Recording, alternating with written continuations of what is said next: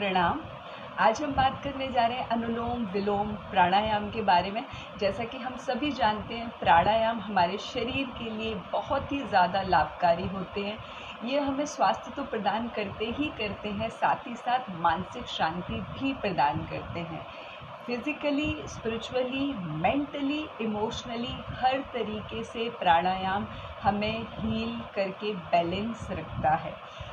तो आज जो हम विशेषकर बात करने जा रहे हैं वो है अनुलोम विलोम प्राणायाम के बारे में, जिसके बारे में मैं आपको बताऊंगी कुछ विशेष नियम इसको करने के, और इसको कैसे किया जाता है, किन बातों की सावधानी रखी जाती है और इसको करने के क्या है लाभ। तो आइए सबसे पहले हम बात करते हैं कुछ नियम की। जैसा कि कई लोग पूछते हैं कि जब हम प्राणायाम करें तो हमारे शरीर की क्या स्थिति होनी चाहिए। शरीर की स्थिति से अर्थात हमारे बैठने की क्या स्थिति होनी चाहिए। तो आपकी जानकारी के लिए मैं बता दूं कि प्राणायाम में बैठने के लिए आपको जो भी पोजीशन कंफर्टेबल लगे, चाहे वो चौकड़ी मारकर बैठना हो, चाहे वो सुखासन में बैठना हो, चाहे वो सिद्धासन में बैठना हो, चाहे वो पद्मासन में बैठना हो, चाहे वो वज्रासन हो, बस जो भी आपके शरीर के हिसाब से आपको ठीक लगे उसी प्रकार से आप बैठ सकते हो। अब जिन लोगों के जोड़ों में समस्या है, जिनको पैरों को मोड़ने में समस्या है या जिनकी कमर में समस्या है, तो वो लोग बिस्तर पर भी बैठकर इसे कर सकते हैं। वो लोग आराम से कुर्सी पर भी बैठकर इसे कर सकते हैं, स्टूल पर भी बैठ सकते हैं या किसी चौकी पर भी बैठ सकते हैं। अब इसकी एक विशेष स्थिति क्या है बैठने की। जो बैठने का एक नियम है वो ये है कि आपकी जो रीढ़ की हड्डी है, आपकी जो गर्दन, आपकी रीढ़ की हड्डी है, ये एकदम सीधी होनी चाहिए। चाहे आप बिस्तर पर बैठिए, चाहे आप कुर्सी पर बैठिए, चाहे आप चौकी पर बैठिए और चाहे आप ज़मीन पर बैठिए, पर आपकी जो रीढ़ की हड्डी है, जो आपका स्पाइन कॉर्ड है, वो सीधा होना चाहिए। इसके साथ ही आपकी गर्दन और आपकी आँखों की जो दृष्टि है वो एकाग्रचित सीध में होनी चाहिए। बस इसी बात का आपको विशेष ध्यान रखना है। अब दूसरी बात, कई लोग क्या पूछते हैं कि अनुलोम विलोम को करने में खाने का क्या नियम है, क्या हम इसे खाकर कर सकते हैं या इसे खाली पेट ही करना चाहिए। तो मैं आपको बता दूं कि विशेषकर इसे खाली पेट करना सबसे लाभप्रद है। पर यदि आपने भोजन किया हुआ है और आपको भोजन किए हुए 2.5 से 3 घंटे हो चुके हैं, तब भी आप इसको कर सकते हैं। अब इसको करना कब है। अब कुछ लोगों को लगता है क्या प्राणायाम हम सिर्फ सुबह कर सकते हैं। हाँ, यदि आप सुबह के समय ब्रह्म मुहूर्त में प्राणायाम करते हैं तो ये सबसे उत्तम है, पर ऐसा नहीं है कि आप इसको दिन के अन्य किसी समय में नहीं कर सकते।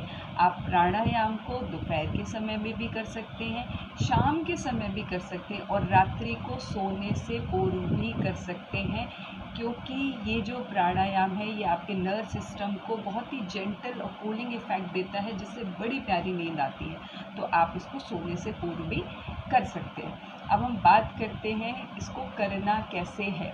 इसके 2 विकल्प हैं। पहला मैं आपको बताती हूँ, ये हमारा सीधा हाथ। सीधे हाथ में पहला हमको बनानी है वायु मुद्रा। अब वायु मुद्रा के लिए हमको क्या करना है, ये जो तर्जनी उंगली है, ये जो आपकी इंडेक्स फिंगर है, आपको इसको मोड़ लेना है और इस वाले थंब से, अंगूठे से आपको इसको दबा लेना है।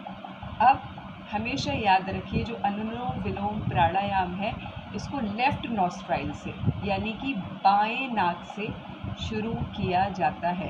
यानी कि हम क्या करते हैं, हम इस अंगूठे से रख के अपने दाहिने नाक को ऐसे बंद करेंगे और उसके बाद हमारी ये ये मिडल फिंगर है, इससे हमें इसे बंद कर लेना है। ठीक है। तो अब हम क्या, और दूसरा विकल्प क्या है, ये तो हुई वायु मुद्रा। अब दूसरा क्या है, विष्णु मुद्रा। विष्णु मुद्रा के लिए हम क्या करेंगे, हमारी ये दोनों फिंगर, इंडेक्स और मिडल फिंगर, यानी कि तर्जनी उंगली और मध्यमा उंगली, दोनों को बंद करेंगे। बाकी हमारे थंब से, अंगूठे से इसको बंद करेंगे ऐसे।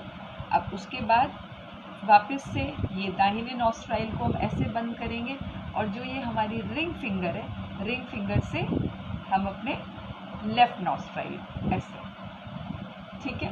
अब दोनों में से आपको जिससे भी सुविधा लगे, वायु मुद्रा या विष्णु मुद्रा, आप दोनों में से कर सकते हैं। अब बाएं हाथ का क्या करना है, बाएं हाथ पर लगानी है ज्ञान मुद्रा और इसको अपने घुटने के ऊपर रख लेना है। अब बात आती है कि एक्चुअल में हमें अनुलोम विलोम अब करना कैसे है, ये किया कैसे जाता है। अब मान लीजिए मैंने वायु मुद्रा के साथ इसको किया, तो हमने वायु मुद्रा लगाई और सबसे पहले मैंने आपको बताया था इसको लेफ़्ट नॉस्ट्राइल से शुरू करते हैं। तो मैंने अपनी दाहिनी नाक को ऐसे अपने अंगूठे से ऐसे करके बंद कर लिया। अब ये जो मेरी मिडिल फिंगर है, तो मैंने लेफ़्ट नॉस्ट्राइल से सांस लिया,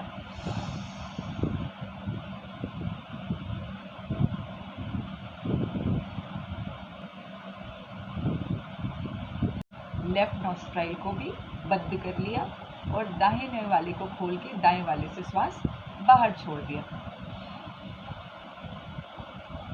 अब मैंने दाएं वाले नॉस्ट्राइल से सांस भरा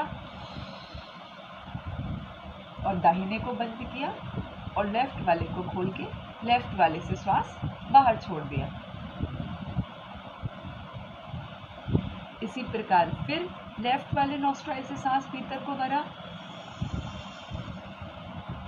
फिर इसको बंद किया और दाहिने वाले नॉस्ट्राइल से सांस बाहर छोड़ दिया, ठीक है। तो इसी तरह ये हमारा हुआ अनुलोम विलोम। अब हम बात करते हैं इसके फ़ायदों की। अनुलोम विलोम करने का फ़ायदा क्या है। जिन भी लोगों को एंजाइटी रहती है, जिन भी लोगों को डिप्रेशन है, जिन भी लोगों को स्नोमेनिया है, रात में नींद नहीं आती है, जिन लोगों को श्वास से संबंधित समस्या है, जिनके फेफड़े वीक है, जिनका पाचन तंत्र कमज़ोर है, जिनको नाक से गले तक के रोग है, उन सभी में ये अत्यंत लाभकारी है। आपको विशेष रूप से लाभ देगा। नियमित रूप से आप प्राणायाम करके देखिए।